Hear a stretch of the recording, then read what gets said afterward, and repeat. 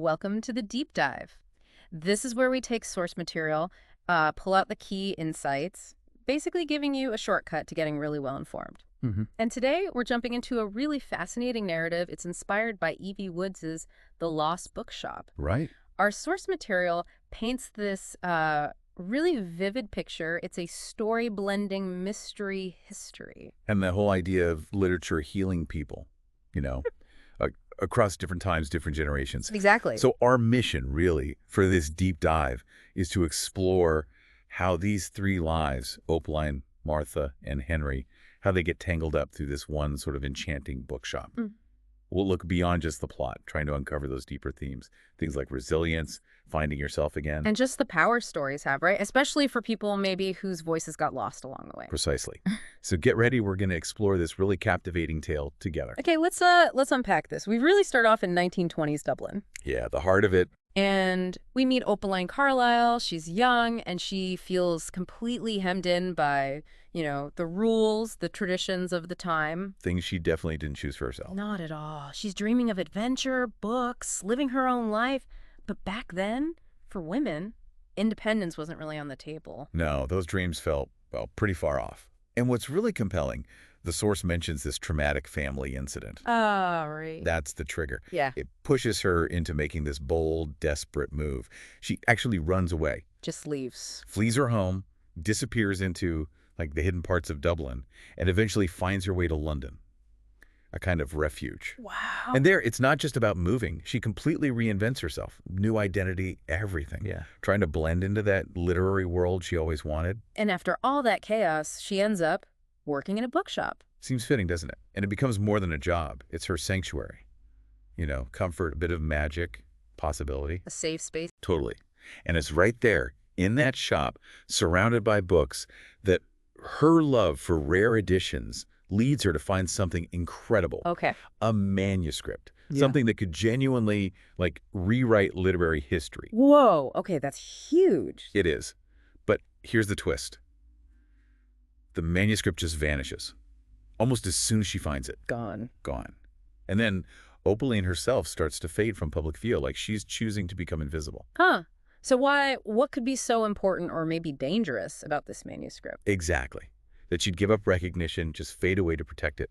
It really makes you think about how tight those societal expectations were. Yeah, the pressure must have been immense. Sometimes forcing people into the shadows just to keep something safe, or maybe just to keep themselves safe. Okay, so let's jump forward.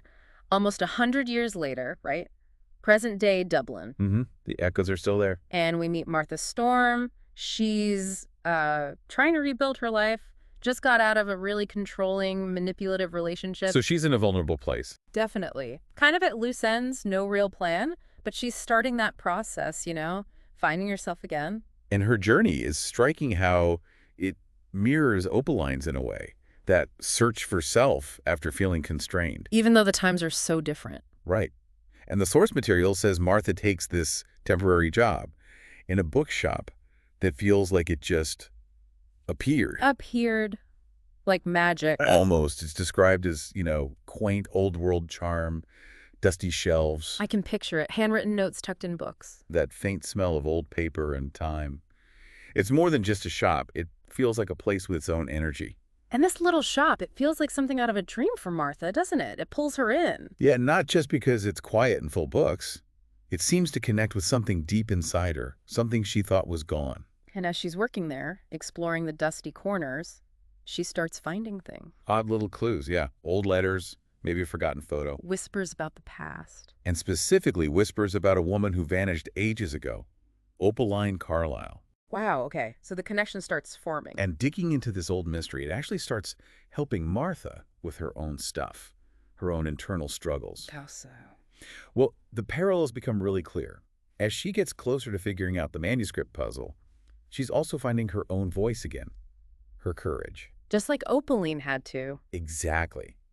It really shows how finding that right place, or maybe the right story, can be like a huge catalyst for healing yourself, finding yourself again. Meanwhile, same city, different person, Henry Bird. Ah, the academic. Totally devoted to literature, obsessed maybe, with lost works, forgotten writers. And he's been specifically chasing this ghost for years, a missing manuscript linked to Opaline Carlyle. Even though people tell him it's probably just a myth. Right. Colleagues are like, give it up, Henry, it never existed. But he just has this unwavering belief in this story and his gut feeling. He won't let it go. That kind of dedication is something else. It really is. Mm. And then, fate, coincidence, whatever you want to call it. He ends up at the same bookshop where Martha is. The very one. Their first meeting, apparently a bit awkward, two quite different people drawn there. I can imagine. But they pretty quickly figure out they're after the same thing. They share this intense goal. So they team up. That must be when things really accelerate. Absolutely. They start digging deeper into the shop's secrets together, finding hidden compartments. Seriously? Like in the movies? Apparently. Old journals, ledgers. Evidence suggesting the shop itself might have actually belonged to Opaline way back when. Okay, wow. The pieces are falling into place. They really are. But as they get closer to the truth, they also start to realize this isn't simple. What do you mean? Uncovering the past, especially this past, has consequences.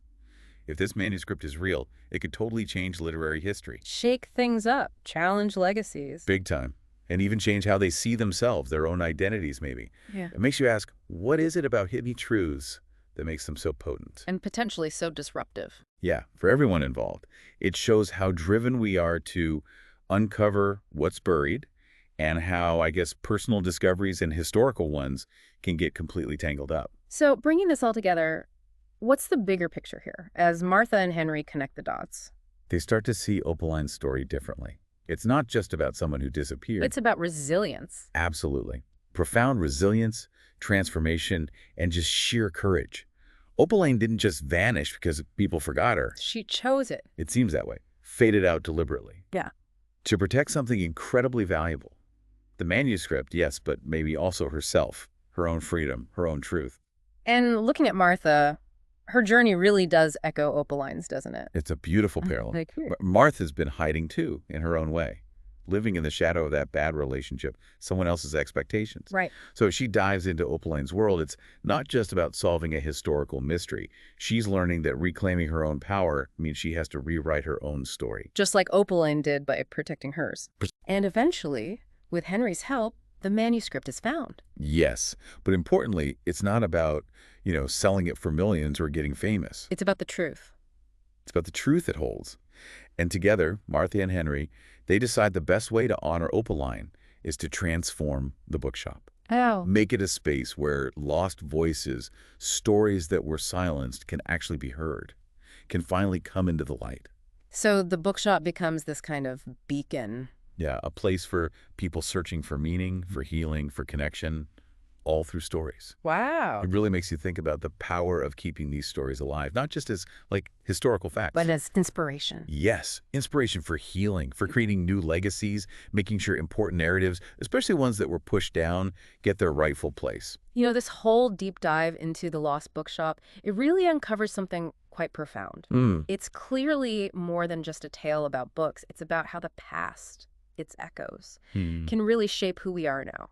And how even the quietest voices, maybe the ones deliberately silenced, can have immense power when they're finally allowed to speak. Yeah.